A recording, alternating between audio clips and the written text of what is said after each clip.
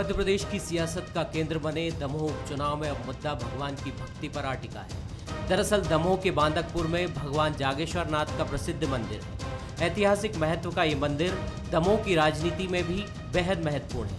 यही कारण है कि पूर्व मुख्यमंत्री कमलनाथ ने 7 अप्रैल को दमोह के दौरे की शुरुआत बांदकपुर में भगवान जागेश्वर भोलेनाथ के मंदिर में दर्शन कर की। कमलनाथ जागेश्वर नाथ मंदिर पहुंचे हैं। दमोह का चुनावी रण है। कांग्रेस के प्रत्याशी अजय टंडन जी हैं। सर, जागेश्वर नाथ मंदिर आए हैं। सर, क्या भगवान से प्रार्थना की है? प्रार्थना करिए कि दमोह जी का सही फैसला जी। दमोह कलंकित राजनीति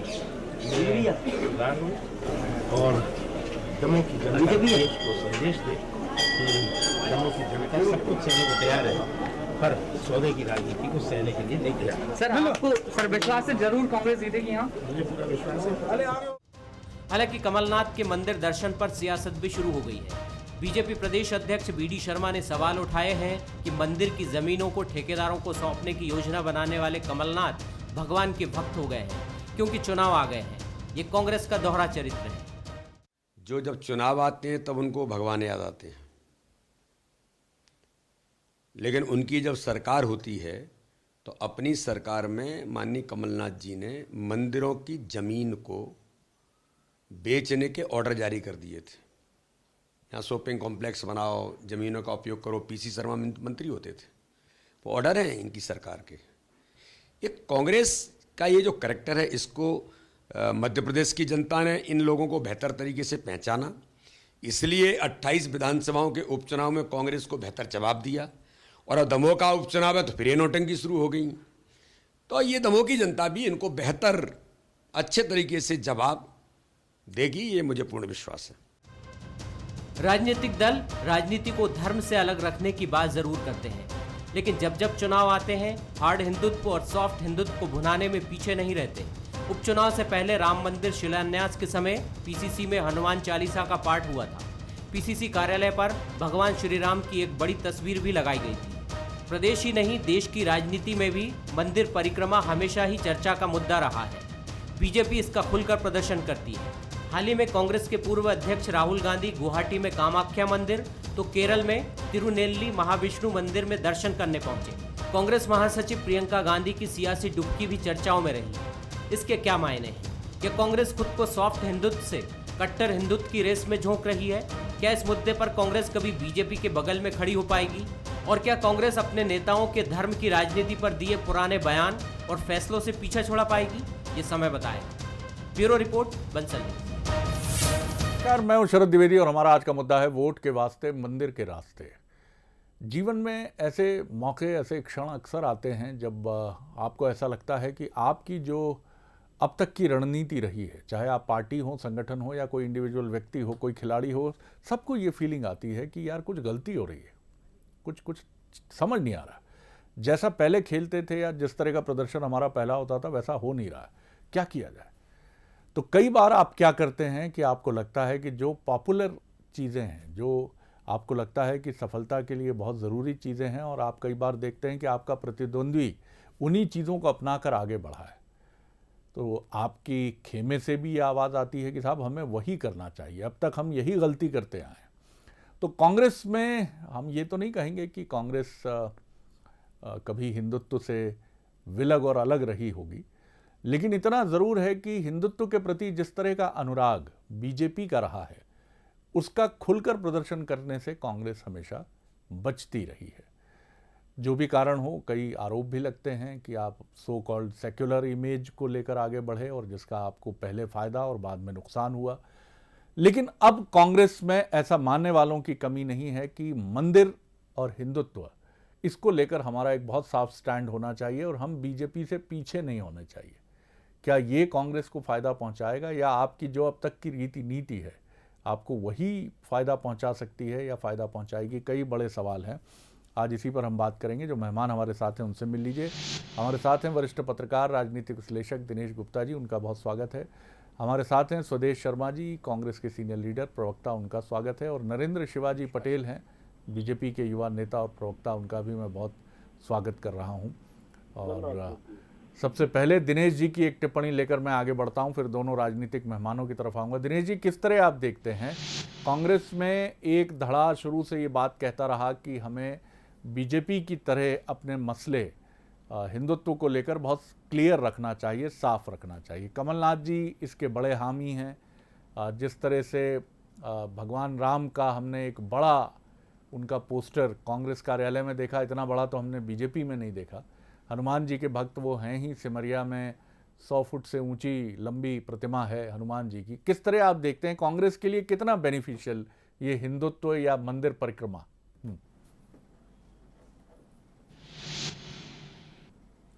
शरद जी, कोई भी चुनाव होता है, आजकल धर्म के बिना वो चुनाव नहीं हो पाता देश में। लोकसभा हो, विधानसभा हो, बाई इलेक्शन हो, कोई भी। और मंदिर मस्जिद ये लगातार चलते हैं। और कांग्रेस को हम लगातार देख रहे हैं कि वो एक डिफेंस स्ट्रेटजी पे चल रही है, खासकर हिंदुत्व को लेकर। उसने लगातार जो है मध्य प्रदेश में ये सॉफ्ट हिंदुत्व की बात जो है लगातार उसके कार्यक्रमों में या अलग अलग जगह जरिए हमने देखी है। जब राम मंदिर का मसला आया था तब हमने देखा कि पहली बार प्रदेश कांग्रेस कमेटी में भगवान राम जी को का पोस्टर लगाया और कार्यक्रम किए।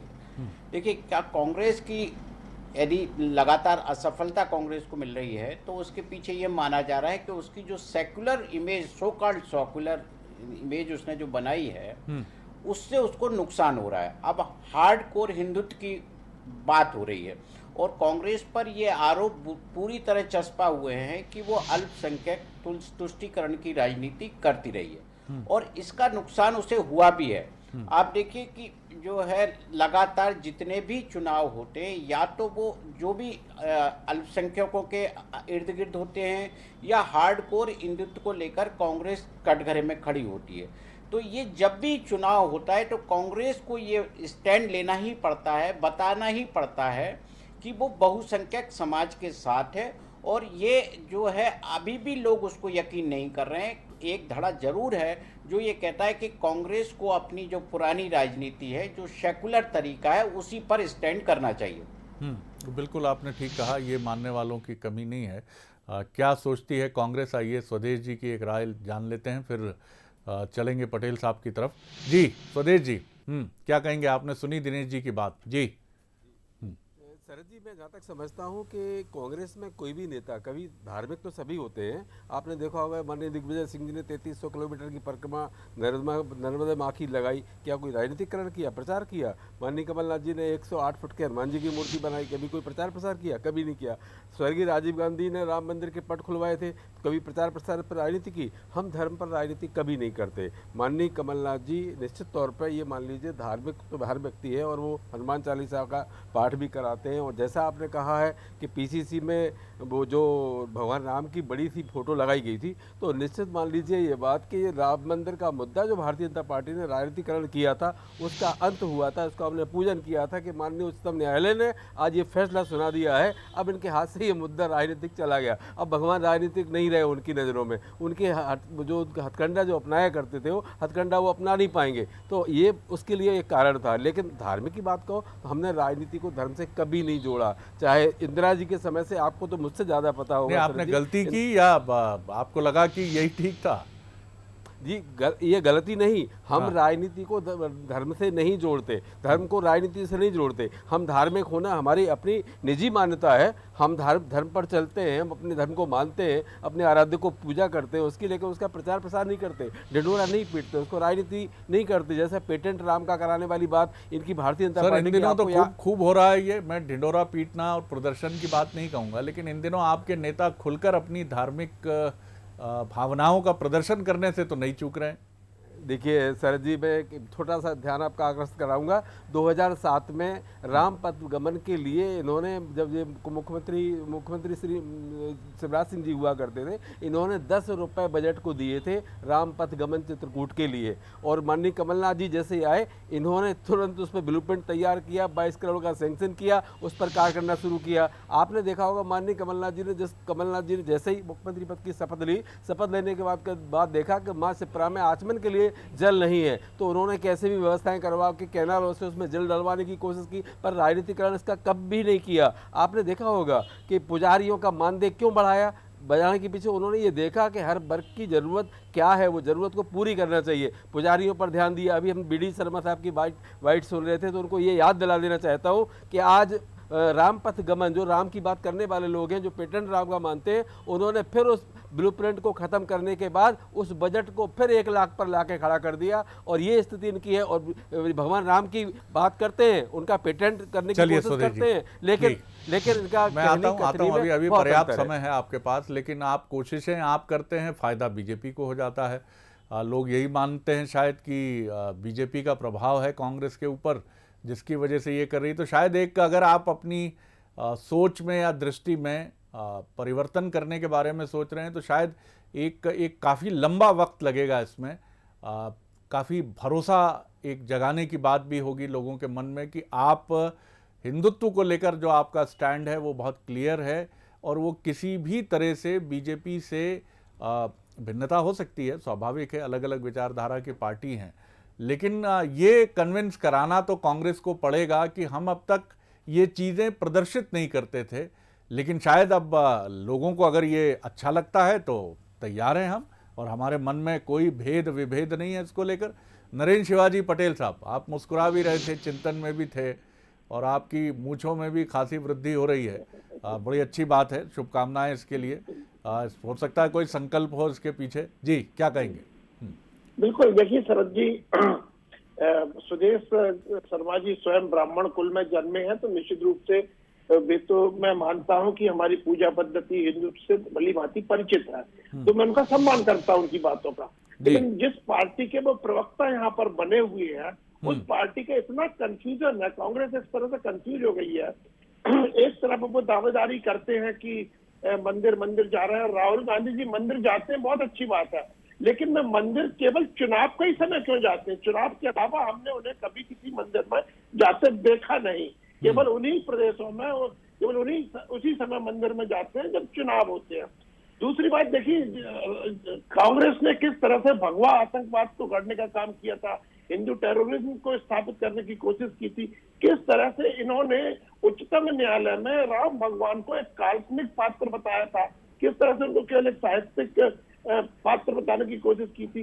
तो जो हिंदुत्व की, जिसको कि उच्चतम न्यायालय के विद्वान न्यायाधीशों ने इस भारत वर्ष की जीवन शैली स्थापित किया है, उसी हिंदुत्व को नुकसान पहुंचाने का काम कांग्रेस ने किया। आज श्रीमती प्रियंका वाड्रा जी डुबकी लगा रही हैं, और वही प्रियंका वाड्रा जी जब अपना ट्विटर का हैंडल शुरू करती हैं तो कोई विदेशों के दूसरे पंथों के उदाहरण देती हैं, लेकिन जब उनको एहसास हुआ कि इससे राजनीतिक लाभ नहीं हो रहा हमको, तो राजनीतिक लाभ के लिए डुबकी लगाना, राजनीतिक लाभ के लिए मंदिर जाना, फिर बाद में ये कहना कि हम प्रदर्शित नहीं करते, तो मैं समझता हूँ कि बहुत बड़ा विरोधाभास है। भारतीय जनता पार्टी तो जिस दिन से स्थापित हुई है, जनसंघ के रूप में स्थापित हुई, उसी दिन से भारत की संस्कृति की बात भारतीय जनसंघ करते रहा है, उसी संस्कृति के लिए हम लोग काम करते रहे हैं। जहाँ हम पहले भी कहते थे सौगंध राम की खाते हैं, मंदिर वहीं बनाएंगे, कांग्रेस वाले उसमें जोड़ते थे, लेकिन तारीख नहीं बताएंगे, पर तारीख नहीं बताएंगे। अब तारीख भी ये मुद्दा आपसे चला गया। शिवाजी राव जी, बड़ा आदर कर रहा हूँ मैं आपकी बात का, मुद्दा नहीं है, और मुद्दा आपसे चला गया। सुन लीजिए, हमारे लिए माननीय उच्चतम न्यायालय ने ऐसा फैसला किया है मंदिर हमारी कि आपके हाथ से मुद्दा चला गया। अब आप खूब राग लाते रहिए, पर जनता जान चुकी है कभी अब ये मुद्दा आपके हाथ से चला गया है। लेकिन स्वदेश जी, क्या आपको नहीं लगता कि कुछ बड़ी पहल करने की जरूरत है? जैसे राम मंदिर को लेकर चंदा एकत्रित करने की बात थी, अगर ये पहल कांग्रेस की तरफ से काफ़ी पहले हो जाती, यानी पहल आपको करनी पड़ेगी तो बड़ी मजबूत और बड़ी स्ट्रांग करनी पड़ेगी, जिससे आप ये बता सकें कि आपकी सोच, आपकी दृष्टि, क्योंकि मंदिर की परिक्रमा ये एक बड़ा प्रतीकात्मक भी मान लिया जाता है। मैं नहीं कहता कि उसमें सच्चाई है कि आप मंदिर, क्योंकि इंदिरा गांधी जी, रुद्राक्ष की माला उनकी उस समय भी चर्चा में होती थी जब वो अपने पॉलिटिकल करियर के पीक पर रही हैं, और उनके हिंदुत्व के रुझान को छिपा हुआ कभी माना नहीं गया।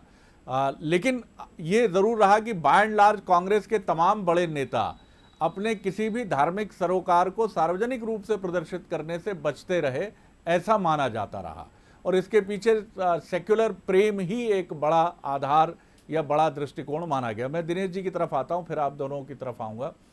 दिनेश जी, आखिर चलिए, हमने ये तो बिल्कुल ठीक बात है कि जैसा समय हो, परिस्थितियां हो, करना चाहिए, क्योंकि मैं कांग्रेस के एक बड़े दिग्गज नेता की वो बात कभी नहीं भूलता जो उनसे करीब करीब 1.5 दशक 2 दशक पहले अनौपचारिक चर्चा में बात हुई थी। हमने उनसे पूछा था कि आप किस तरह देखते हैं राजनीति में धर्म के महत्व को। तो उन दिग्गज नेता ने कहा था कि अगर वामपंथी इस देश में धर्म से विलग नहीं होते तो वो केरल और पश्चिम बंगाल तक ही सिमट कर नहीं रह जाते, वो पूरे देश में राज कर रहे होते। तो धर्म का महत्व तो कांग्रेस बखूबी समझती है, लेकिन अब उसे करना क्या चाहिए? क्या आप इस पर कुछ सोच पाते हैं?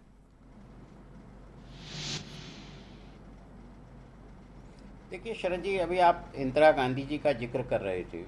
उनके समय इतना जो है कांग्रेस को हिंदुत्व को लेकर कटघरे में खड़ा कभी नहीं किया जाता था। यदि आप पिछला जो है 2 दशक में देखेंगे तो कांग्रेस लगातार हिंदुत्व को लेकर बैकफुट पर दिखाई देती है और उसके अंदर एक जो है वैचारिक शून्यता कहीं ना कहीं आपको दिखाई देगी। जो कांग्रेस के नेता हैं वो अपनी आइडियोलॉजी को डिफेंड नहीं कर पाते हैं। यार, एक शून्यता आपको हिंदुत्व पर कह रहे हैं या ओवरऑल आपका कहना है कि एक तमाम बड़े राजनीतिक मसलों पर एक वैचारिक शून्य आप देखते हैं? उनके जो दूसरे नेता जी जी जी बिल्कुल, क्या है, बहुत सारे जो विषय हैं, क्योंकि ये इतना बड़ा विषय है धर्मनिरपेक्षता और राजनीति, क्योंकि ये धर्मनिरपेक्षता का शब्द है वो कांग्रेस की ही देन है। संविधान में भी जो आया कांग्रेस में आया, लेकिन जब उसने आइडियोलॉजी को या जो राजनीति जिस तरह से की, वो समाज में ये संदेश गया कि आप अल्पसंख्यक तुष्टीकरण की राजनीति करते हैं, और ये जो है आज भी वो इस आरोप से मुक्त नहीं हो पाती है।